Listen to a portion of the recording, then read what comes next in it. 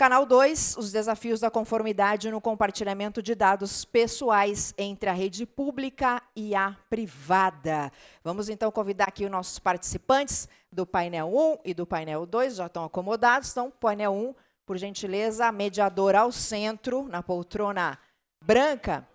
E mediadores já ficam à vontade para testar o microfone, ver se o pessoal está ouvindo vocês certinho e já apresentar os palestrantes. Bom painel 1, bom painel 2, boas apresentações.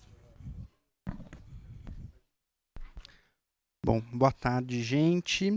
Eu me chamo João Vitor Palhuca Braz, eu atualmente estou coordenador de proteção de dados pessoais aqui na Prefeitura de São Paulo. E hoje nós falaremos um pouco sobre quais são os desafios da conformidade no compartilhamento de dados pessoais entre a rede pública e privada. Aqui no nosso painel 2, nós contaremos com a presença do Fábio Leite Gastal, que é presidente da Organização Nacional de Acreditação, da Laisa Daniele Nunes de Assunção, que é DPO da Fiocruz, a Cláudia Sinara Stailin, DPO do Hospital Jaraguá do Sul e Instituição Bethesda, e Adriana Macedo Marques, DPO do Ministério da Saúde. Esse assunto dos desafios de conformidade no compartilhamento entre público e privado, e sobretudo no âmbito da saúde, é um assunto bastante importante, porque, enfim, no âmbito da administração gerencial, compartilhamento de atividades entre público e privado, né, prestação de serviços de saúde, de educação pelo privado em cooperação com o público, naturalmente a gente vai se deparar com compartilhamentos de dados para que essas atividades, essas políticas públicas sejam efetivamente prestadas. Só que, considerando que a LGPD é uma lei recente, nós ainda estamos lidando com um cenário regulatório muito incipiente, enfim, as regulamentações estão vindo pouco a pouco, ainda há muitas discussões, há muitas questões a serem resolvidas. Então, na verdade, a gente tem algumas perguntas para cada um dos nossos participantes, para a gente refletir sobre essas questões, especialmente com foco na saúde. Então, Dr. Fábio, começando com o senhor, considerando que a ONA exige padrões rigorosos de gestão e segurança da informação, como é que a organização incentiva e apoia as instituições de saúde na implementação de práticas de governança de dados que assegurem a conformidade com a LGPD, especialmente no compartilhamento de dados com o setor público? Bom, muito obrigado pela pergunta, vou ser o mais objetivo possível. A questão fundamental é que, primeiro, é importante entender o que é a acreditação e o que é a ONA. A ONA, na verdade, é uma instituição que tem 25 anos, ela foi criada na leva das agências reguladoras do setor de saúde, né? Nós sempre tivemos uma relação muito profícua com o Ministério da Saúde e somos contemporâneos da Anvisa e da ANS, né? A ONA foi fundada em 1999, 98 para 99. E justamente ela não se constituiu como um ente do Estado, justamente porque o Estado é parte desse processo, então tinha que ser uma organização da sociedade civil independente que garantisse um processo de avaliação neutro, seja dos prestadores, independentes, públicos ou privados, seja dos compradores, ou seja, desse conjunto de instituições que formam esse universo do setor de saúde. E para isso precisava justamente a constituição de critérios independentes voltados fundamentalmente para a segurança do paciente, para a qualidade da assistência, de tal forma que isso que constitui, digamos assim, os requisitos do processo de acreditação que vai resultar numa certificação dos hospitais. Hoje nós temos 1.500 organizações acreditadas no Brasil e, inclusive, a metodologia da ONA já é reconhecida internacionalmente. Nós temos a tripla certificação da ISQA, que é a Sociedade Internacional de Qualidade em Saúde, e diretamente aqui acompanha esse processo em parceria com a Organização Mundial da Saúde. Então, hoje o Brasil tem um sistema de acreditação completo, que atende a requisitos internacionais, ele é internacional, mas na verdade o Brasil é tão grande que a gente tem que cuidar do nosso quintal do que ficar se metendo na vida dos outros, e tem outros sistemas internacionais que atuam aqui no Brasil também, e a gente tem uma excelente relação. E a questão da proteção de dados, ela entra fundamentalmente nesse componente da segurança do paciente, porque hoje em dia, com toda essa evolução que nós temos da sociedade da tecnologia, da sociedade de dados e do século XXI, nós precisamos incorporar esses requisitos e eles já vêm sendo ao longo do tempo incorporados, já pelo menos há uns 10, 15 anos, a discussão da segurança da informação. Obviamente que agora a ONA está entrando numa fase de revisão do seu manual, então nós deveremos ter o manual que está em vigor agora, é o manual de 22, então ele vai ser revisado agora em 25 e ele vai entrar em vigor o novo manual de 26. E nós entendemos que com o novo manual de 26, aí sim nós vamos ter incorporado praticamente todos os requisitos específicos que conectam com a questão da segurança do paciente. Não a legislação, porque isso é o processo, mas na verdade é aquela tradução do que está no espírito da lei e o que reflete na segurança do paciente no processo de cuidado e que é relevante no sentido de preservar o sigilo, preservar a confidencialidade, garantir que as bases sejam suficientemente adequadas aos requisitos legais. Então, ou seja, porque a nossa atuação ela é sempre muito conectada com o primeiro passo. A organização, para ser acreditada, ela tem que estar em dia com a autoridade sanitária e, consequentemente, ter os seus alvarás, documentações, etc. Né? O que não parece pequeno, mas é um problema no Brasil. Né? E depois vai cumprindo esses aspectos e, por outro lado, sempre orientado a ter os melhores processos, porque, eventualmente, a aplicação dessas legislações elas são práticas e aí as instituições vão encontrando caminhos e soluções e processos para isso e isso vai terminar repercutindo nos resultados, seja de uma melhor assistência para o paciente, seja também resultados econômico-financeiros, ou seja, equilíbrio também nas instituições públicas, respeitando aí as dotações orçamentárias, de tal maneira que a gente possa ter bons resultados. E isso a gente tem tido excelentes parcerias aí com a Fiocruz, com o Ministério da Saúde, com a Anvisa, que de certa forma foi fundamental na fundação da ONA nos primórdios, e agora mais recentemente com a ANS, porque a gente opera nos dois âmbitos, público e privado. Então, por isso que a gente entende como fundamental essas discussões como aqui hoje, porque isso é o que vai iluminar os técnicos, os especialistas que vão levar essa discussão para o nosso manual. Só para dar um exemplo, no manual de 22, o que foi incorporado, e inclusive o Brasil se adiantou a outros países, que é a questão da telemedicina. E o interessante é que quando veio a pandemia, nós já estávamos mais avançados e capazes de oferecer serviços via telemedicina com qualidade e segurança, coisa que muito país terminou fazendo telemedicina por WhatsApp, né? Então, ou seja, essas questões mostram esse avanço que a gente, como no Brasil normalmente a gente exagera o que faz de errado, né? A gente faz coisa boa no Brasil, né? E o sistema de saúde eu acho que é um dos que merece esse reconhecimento, porque realmente a saúde no Brasil, com todas as dificuldades orçamentárias, é um exemplo para o mundo. É muito bacana, né? Quer dizer, me chamou a atenção você dizer algo no sentido de que vocês traduzem, de certa forma, as disposições legais nesses manuais para garantir a conformidade com foco no titular, que, na verdade, na saúde é o paciente, né? Então, acho muito bacana. Agora, Laisa, a Fiocruz atua na pesquisa e desenvolvimento de tecnologias para a saúde, o que envolve, naturalmente, tratamento de dados pessoais sensíveis em colaboração com órgãos públicos e privados. Quais são os desafios específicos que a Fiocruz enfrenta nesse contexto e como é que vocês garantem a conformidade com o LGPD no compartilhamento de dados para fins científicos e de inovação, que eu imagino que vocês fazem com bastante frequência, né? Obrigada, João. Tá dando para ouvir? Obrigada, João Vitor. Quero cumprimentar todos vocês na sua pessoa, agradecer a participação, a oportunidade de participar desse painel, agradecer o convite da DPONet. E é verdade, João, a Fiocruz é uma das principais instituições de ciência, tecnologia e inovação em saúde, né, do Brasil e está entre as maiores da América Latina. E são muitos os desafios que nós temos, né? O relatório de gestão da Fiocruz de 2023 trazem alguns números que, para mim, que sou a DPO da Fiocruz, a encarregada de dados, dá um calafrio, né? Dá aquele frio na espinha, né, que a gente costuma falar lá em Minas.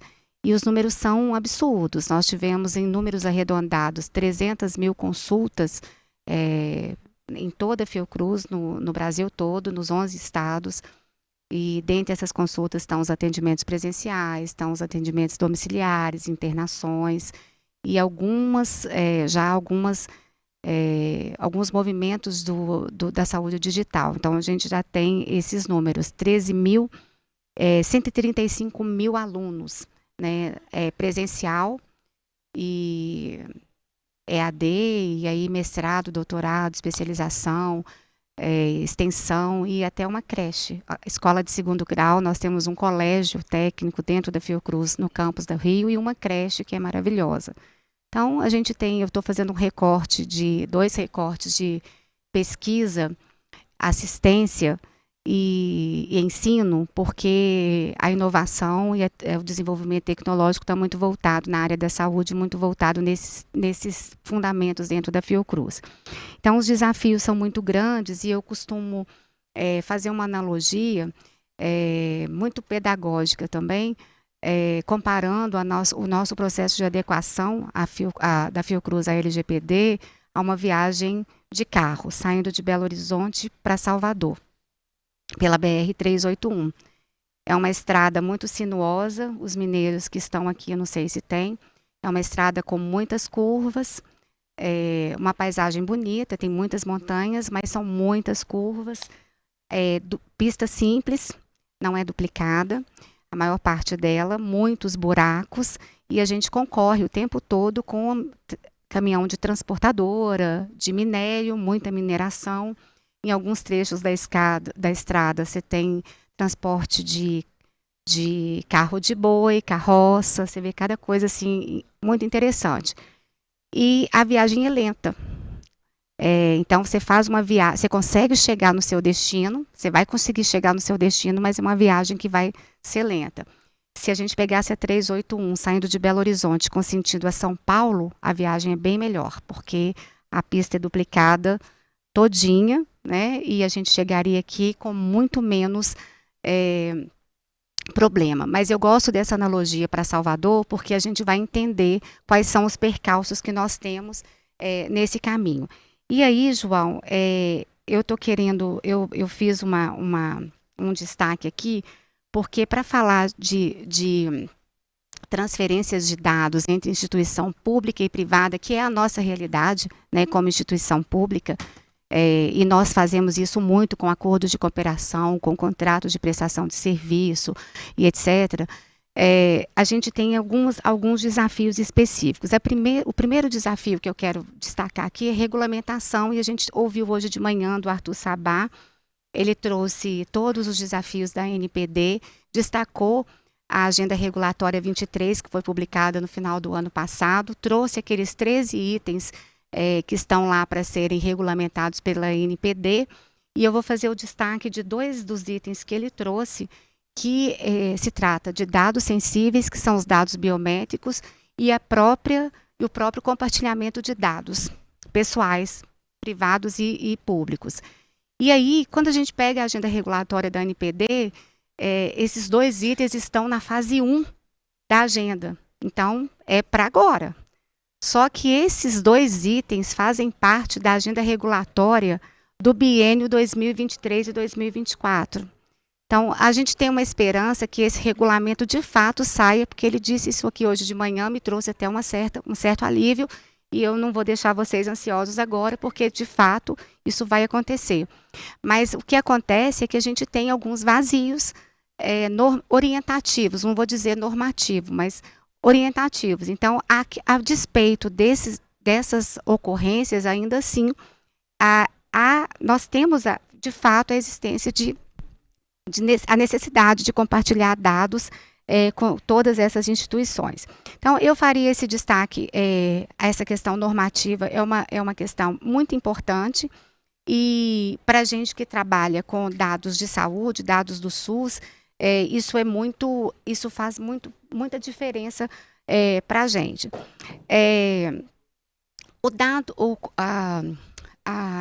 O outro item que eu gostaria de destacar é como tratar os dados pessoais numa instituição de saúde, de pesquisa em saúde. Então, a coleta, o armazenamento, a transferência de dados, o tratamento de dados pessoais numa instituição de pesquisa de saúde precisa ter um tratamento especial.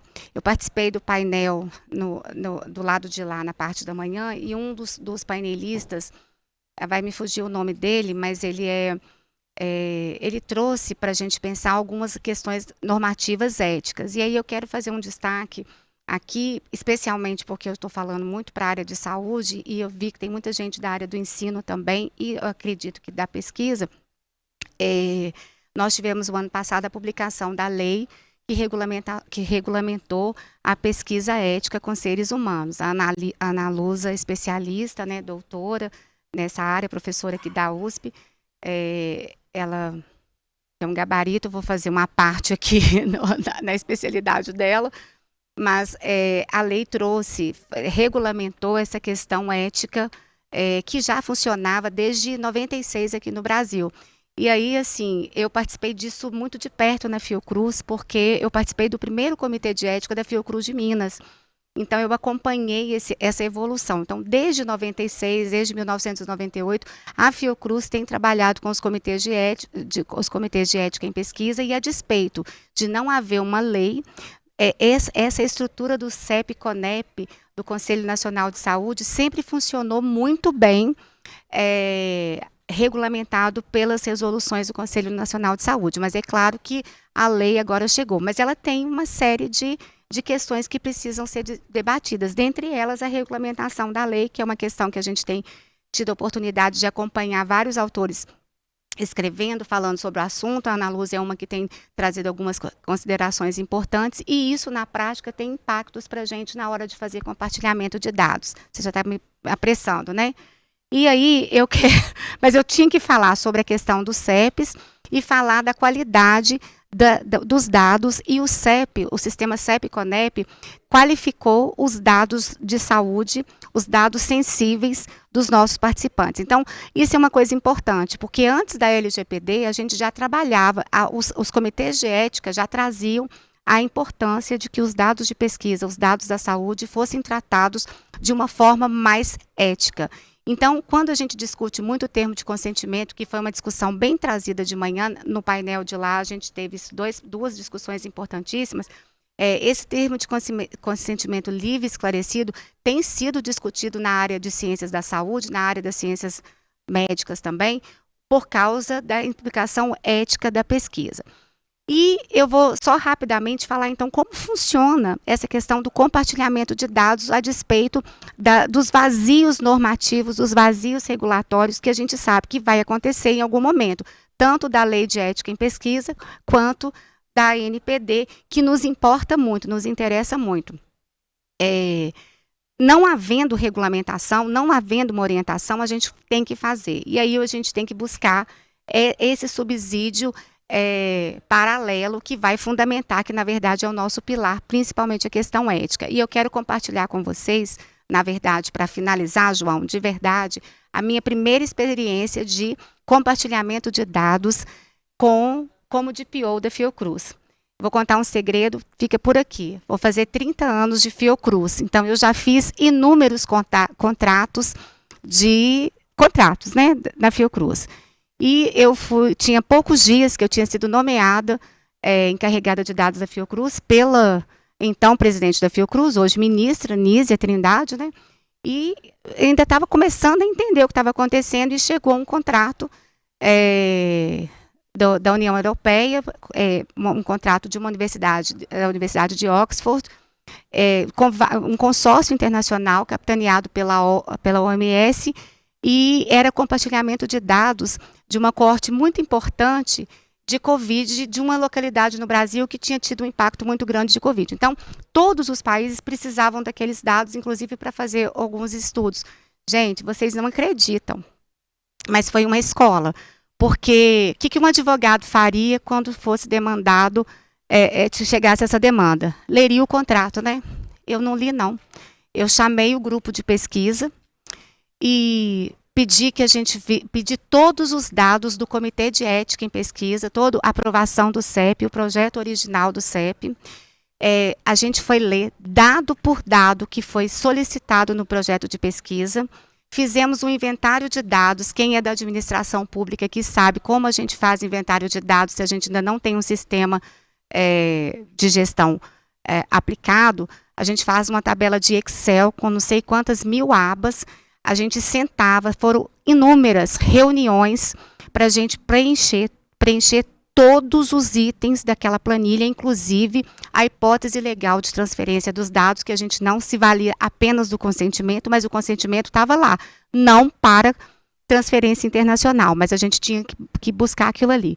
Então, foi um trabalho muito exaustivo, e aí quando a gente terminou de fazer o mapeamento de dados, o inventário de dados, eu passei para a leitura do contrato. E aí, o alívio foi enorme, porque o contrato tinha sido feito com base na GDPR, que é muito mais rígida em alguns pontos que a própria LGPD. Mas o que eu quero compartilhar com vocês é que essa experiência de começar fazendo, ela acaba trazendo algumas respostas importantes. A gente aprende fazendo. Então, eu teria muita coisa para falar, mas fluxos e processos são, a ONA está aqui, para não me deixar mentir, são metodologias importantes. A gente tem dificuldade, principalmente a gente que é da administração pública, mas é um caminho para a gente começar a melhorar. A resposta, nós temos isso pronto hoje? Ainda não, mas a gente está caminhando, nós estamos pelas curvas e passando pelos buracos e a gente vai chegar lá. Laísa, olha, eu até vou pedir licença para fazer uma metáfora, que o trabalho do DPO é muito difícil, de uma maneira geral, e se assemelha à rodovia Oswaldo Cruz aqui de São Paulo, mas na subida para São Paulo e no escuro. E, na verdade, você falou sobre a regulamentação, a ANPD, os órgãos regulatórios, são os postes, e aí os postes vão acendendo aos poucos, mas isso não impede a gente executar e aprender executando, né? Ótima experiência. E ainda falando sobre desafios, Cláudia, atuando como DPO de hospitais e empresas de gestão de saúde privadas que precisam compartilhar dados com órgãos públicos, como o SUS, como você lida com os desafios de compatibilizar a necessidade de compartilhamento com as exigências da LGPD, garantindo a privacidade dos pacientes? Obrigada, João. Boa tarde a todos. Primeiramente, quero agradecer aí a equipe da DPONet pelo convite. Também gostaria de cumprimentar os membros aqui desse painel, dizer que é uma honra estar aqui com vocês. E realmente é um desafio muito grande, principalmente porque a gente tem que cumprir com a regulamentação, nós precisamos cumprir com os contratos e manter essa privacidade e proteção de dados dos pacientes. Então, o que a gente tem? A gente precisa trabalhar muito bem com a base legal, com um propósito. Por que eu vou compartilhar esse dado? Eu preciso ter isso muito bem claro, porque não adianta eu simplesmente vou compartilhar de qualquer jeito, não sabendo por que eu estou compartilhando. Então, não adianta vir uma regulamentação sem que a gente consiga entender onde ela cabe na instituição. Então, nós temos, assim, a partir daí, a necessidade, muitas vezes, de anonimizar, pseudonimizar dados, e isso tudo precisa ser estudado a fundo. Nós temos um caso interessante, e o desafio agora não é só quando a gente fala de paciente, porque a gente pensa assim, instituição de saúde, hospitais, paciente. Não, nós temos funcionários também. E aí nós temos, como hospital privado, o recebimento de recursos públicos. E quando nós temos esse recebimento, nós precisamos prestar contas disso. O Tribunal de Contas exige essa prestação de contas, e aí eu preciso informar lá o nome do funcionário, a função dele, o salário dele. E eu acabo deixando o funcionário do setor privado à mercê do conhecimento público do quanto ele ganha, como que funciona. Então, o que a gente vem fazendo? A gente vem conversando com a Secretaria Municipal de Saúde para tentar pseudonimizar esses dados, fazer da melhor forma possível, porque é um desafio isso. Muitas vezes, assim, uma cidade pequena, ela não quer, o funcionário não quer que toda a cidade fique sabendo quanto ele ganha, como ele trabalha, né, qual que é o cargo dele. Então, a gente tem que tomar esse cuidado, e esse cuidado é através dessa pseudonimização. Então, nós temos um canal de comunicação muito forte, sempre com os órgãos públicos. Então, porque nós tivemos, assim, como todo mundo sabe, o setor privado fez a adaptação dele muito antes do setor público. Isso, as secretarias de saúde, elas ainda estão aprendendo muita coisa, estão trabalhando muita coisa, assim como a gente também está aprendendo com eles, mas então existe essa necessidade de troca de informação para a gente chegar numa segurança desse funcionário nessa situação. A gente desenvolve políticas internas, a gente analisa muito bem todos os contratos, a gente precisa colocar responsabilidades nesses contratos e obrigações para ambas as partes, porque não posso assumir só como setor privado toda a responsabilidade com relação aos dados desses pacientes que a gente compartilha, né? Temos um canal de atendimento aí aos titulares, e esse canal ele não é justamente só pela necessidade de cumprimento da lei. Ele vem, na verdade, para trazer segurança e trazer transparência para esse titular de dados. Ele precisa saber que, se ele tiver uma dúvida, com quem a gente está compartilhando dados dele? Qual que é a necessidade desse compartilhamento? Porque muita coisa é compartilhada com o setor público, né? Mantemos também uma comissão de privacidade ativa, e a comissão ela não se reúne apenas para a gente ficar discutindo momentos de crise. A gente se reúne muito para entender qual que é a necessidade, o que a gente está precisando hoje dentro da instituição. Quais os treinamentos que nós precisamos fazer? E daí a gente ainda volta para aquela cultura que a doutora Fabiana, da DPO da Somax, falou, do que sempre foi assim.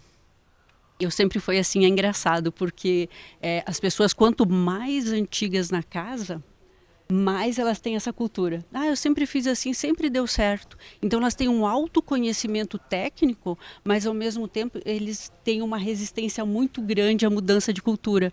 Então os treinamentos, essas políticas internas, elas são necessárias justamente para que a gente mude essa posição. Porque eu sempre passei uma informação para a secretaria pelo telefone. Eu sempre compartilhei isso, mas o que funcionou lá atrás é porque não tinha uma regulamentação clara sobre isso. Por mais que a gente preocupava muito com a privacidade desse paciente, com a intimidade dele, era muito, digamos assim, muito mais largado tudo. E agora a gente realmente precisa cumprir a legislação nesse sentido. Então a gente tem um mapeamento de dados muito bem atualizado, e esse eu acho o mais importante de todos, por quê? Nós tivemos aí um período da pandemia, né? E a pandemia foi um período desafiador, acho que para toda a sociedade, mais ainda para o setor da saúde. Então, nesse momento, se a gente não tivesse um mapeamento bem feito, muitas coisas seriam compartilhadas alheias às realidades e às necessidades. Nós tivemos um momento em que nós recebemos instrução normativa do Estado de Santa Catarina, porque eu sou de Santa Catarina, então essa instrução ela veio justamente no seguinte sentido: é necessário que vocês comuniquem diariamente os casos de Covid, os óbitos, os tratamentos que estão sendo realizados. Então veio essa instrução, e aí, claro, nós inserimos isso no nosso mapeamento, isso entrou no fluxo, mas eles não queriam só o comunicado, eles queriam um acesso remoto ao sistema. Como era uma instrução normativa, não tinha como ser diferente, a não ser, naquele momento, disponibilizar esse acesso. Porém, passado o período da pandemia, a exigência continuou existindo. E aí foi o momento que a gente viu, não, peraí, não tem mais, passou, essa instrução era só por aquele período. Então agora nós estamos cortando isso. E a gente recebeu um ofício muito interessante dizendo assim, nós vamos rescindir a contratualização por infração contratual.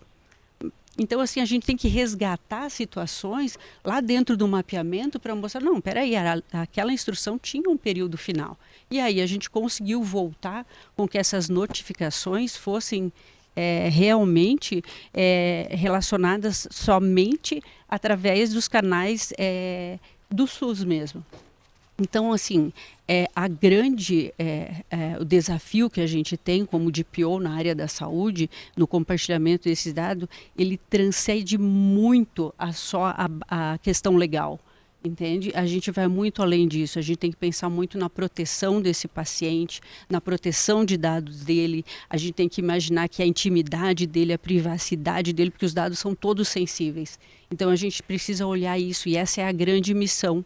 E para que a gente tenha um equilíbrio entre a regulamentação e essa missão, essa questão da privacidade e a proteção de dados, a gente precisa realmente estudar, trabalhar, discutir, fazer com que tudo seja entendido num contexto e não de forma isolada. Perfeito, Cláudia. Agora, Adriana, aproveitando que a Cláudia falou sobre segurança e transparência para o titular, Considerando que o Ministério da Saúde é um dos principais receptores de dados de saúde no âmbito público, como é que vocês garantem a segurança dos dados que são recebidos de hospitais, operadoras de saúde e instituições de pesquisa em conformidade com a LGPD? E quais são as medidas que são adotadas por vocês para garantir a transparência e o controle por parte dos titulares desses dados? Certo, João, boa pergunta.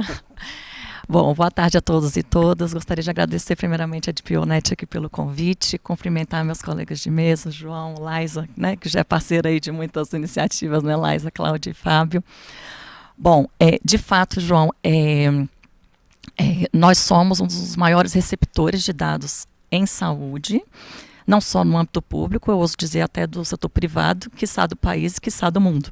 Né, nós trabalhamos com muitos dados de saúde, nós já estamos estruturando a nossa rede nacional de dados em saúde, que eu vou falar um pouquinho aqui. E aí eu gostaria justamente de começar a minha fala falando como o Ministério está pensando em estruturar, como ele já está estruturando toda a organização e governança desses dados no âmbito público, né, e no âmbito também do SUS. Então, primeiramente, nesse governo, né, em 2023, foi criada a Secretaria de Informação e Saúde Digital, que já foi uma secretaria criada pensando em que já estava no momento do Ministério ter uma área específica para tratar dados de saúde, para tratar uso de tecnologias em saúde. Então, hoje a gente tem uma área para pensar a saúde digital, que é a cirurgia robótica, a telemedicina, a telesaúde, uso de inteligência artificial em saúde, né? Nós já temos várias aplicações, dispositivos vestíveis, como que a gente trata isso. Então, agora a gente tem uma secretaria destinada a pensar a governança de tudo isso. Não que isso já não existisse no Ministério, óbvio que a gente já tinha, mas essa situação mais em silos, e agora a gente tem como pensar isso de forma uniforme e sistematizada, né? E no âmbito da Secretaria, então, de Informação e Saúde Digital, cuja secretária é a secretária Anistela, que nos vai presentear também com a sua palestra aqui às 6h, 6h20, se eu não me engano, então aguardem também um pouco pela fala dela, mas eu faço parte do time dela, eu sou encarregada de dados do Ministério da Saúde, sou da carreira da Gil, mas estou lá cedida, e essa secretaria também é responsável pelo tratamento de proteção de dados no âmbito do Ministério.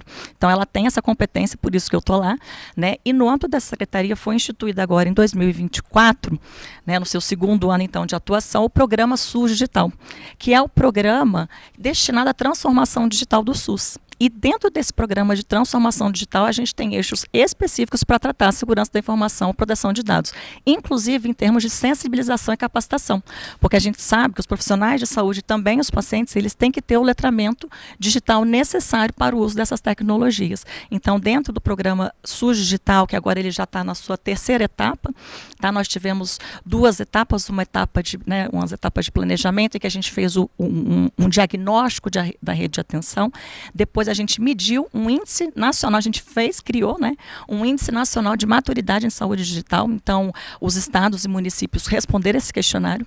Esse questionário ele tinha perguntas específicas sobre segurança da informação, sobre proteção de dados, como os dados são tratados, como tratar da integridade, confidencialidade. Então, os estados e municípios responderam esse questionário. É importante dizer também que nós tivemos 100% de adesão ao programa. Então, todos os municípios brasileiros, mais de 5.570, né, municípios de todos os estados brasileiros aderiram. Então, foi um investimento realmente do Ministério da Saúde, da ordem de 474 milhões de reais para investir na transformação digital do SUS. Então, a gente mediu esse índice e, com base nesse diagnóstico, agora eles estão fazendo os planos de transformação. A gente chamou de plano de ação de transformação da saúde digital, né? Então, eles estão construindo esses planos, vão entregar agora em março, com base nesse diagnóstico que foi feito.